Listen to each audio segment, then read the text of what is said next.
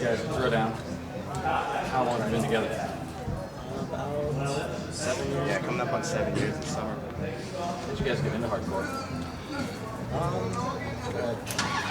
Just friends, I guess. Like friends who listen to hardcore music, and we were in high school. And just always going to shows and checking stuff out, and loved it from the minute we started going. So just kept it up and started the band.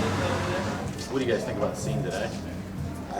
It's awesome. Especially, we're really proud and really stoked on our scene back home in Orange County and in Los Angeles areas. Because like a perfect example of it is, and we've been saying this for the past few weeks in different interviews and things. We just had 2 shows out there within probably about half hour of each other, and each sold out with one of them had 1,200 kids there, the other one had 500 or 600. So just to think that there's I think there's even a show in San Diego at the same time or something. So just to think that within 3-hour block of driving, there could be 3,000 plus hardcore kids. It's a pretty amazing thing, and we're really proud of that. We're really stoked on that, and we feel like we kind of helped be a part of building that up too. So it's a really cool thing. I think hardcore today is just getting bigger and bigger. I think it's taking over what metal was a couple years ago, and it's just incredible that there's that kind of outlet for kids to just hear new hardcore bands and new stuff, and being in a band, it's incredible to play for that many people. So it's just cool that it's evolving. So you like a lot of the ways that hardcore's grown, but what do you think about a lot of the new trends in hardcore? Do you think the fashion trends that have come about of late? I think if there's anything worse than I think the worst component that there is in the scene is trends. I think that people should come for the music and not really, give a fuck about who's wearing what. The kids that are wearing, camels and black hoodies shouldn't worry about the kids that are, have long hair and all black on it and an eyeliner. It's bottom line, and I say this every night that we play, is that I'd like to think that everybody that's in that room is there for the same reasons. That's not always the case, and there's always this this bitterness and this clique and this whole fashion core thing. God forbid I use that term. Is the new fashion core, and it's retarded. We like playing for metal kids. We like playing for hardcore kids. We play for anybody. And we're just happy to be a band that has people coming out to see us. So it's to care about the clicks and the trends and everything like that. It's just so trivial. Again, so Where do you guys see the scene going? At present, it's so hard to tell. I don't think any of us saw the scene growing this much, you know what I mean? Especially when we were playing shows for 50 kids, in basements all over. I booked our first tour in '97, and we literally played basements. We played for $13 and change one night. So it's just unreal. And I guess the sky's the limit in our minds. It's just mind-boggling to us all the time. So it's cool because a lot of the smaller scenes appear to be getting a lot bigger too, and they become kind of the staple of where hardcore is. It's you've got the huge scenes that your New Jersey and Orange County and New York City, and even New York City it seems to be getting smaller, but Nashville's a perfect example. I was just talking to Ryan from Moving Through about it.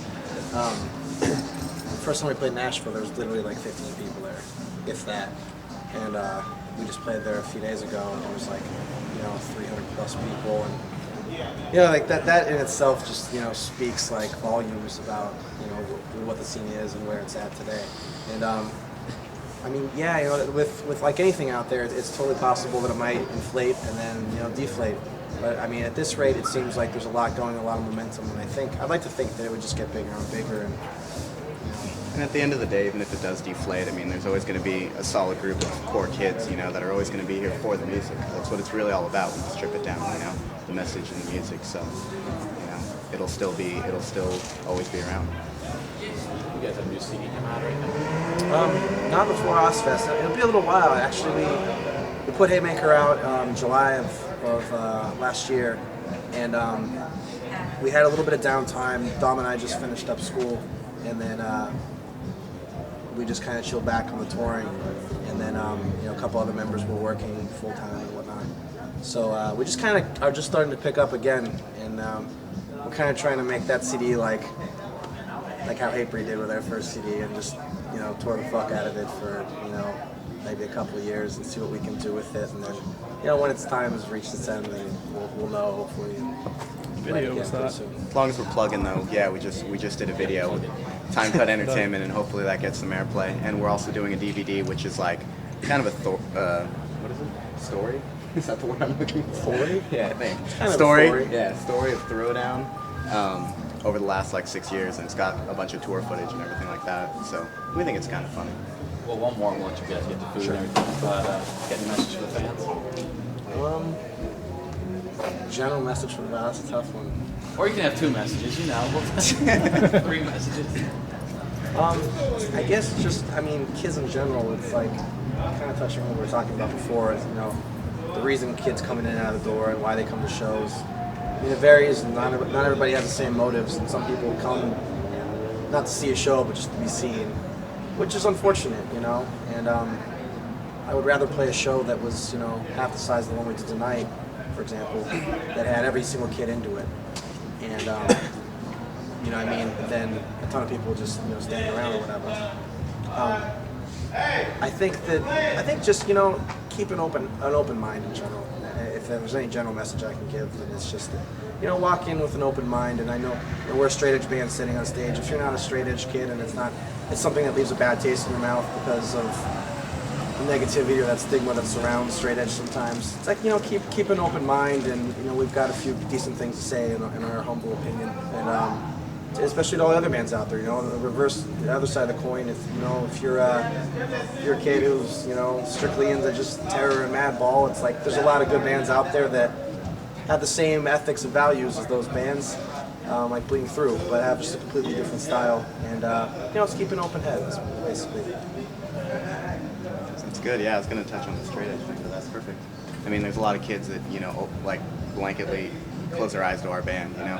They think that's all we're about, but we have a lot more things to say, and, you know, hopefully people can enjoy us for our music too. So